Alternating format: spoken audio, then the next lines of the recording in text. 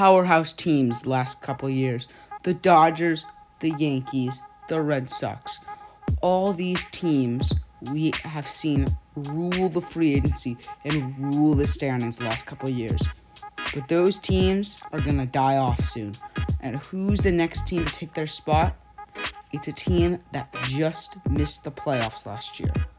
I know it's bizarre to see a team have such a bounce-back year, but the Blue Jays are about to come back in such a massive way.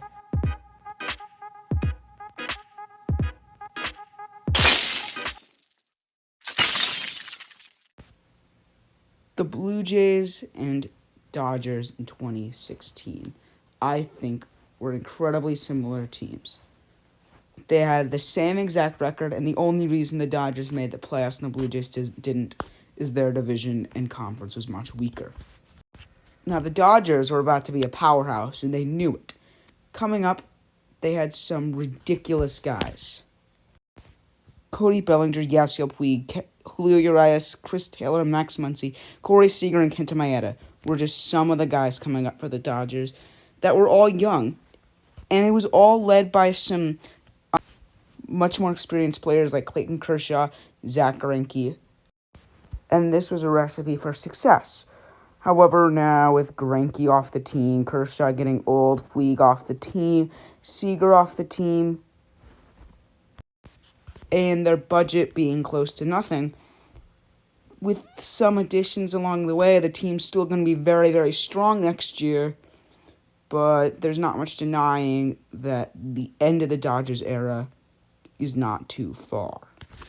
And if you look like Sale from the Red Sox, Judge from the Yankees, and Bellinger from the Dodgers, well, Sale's been very injured.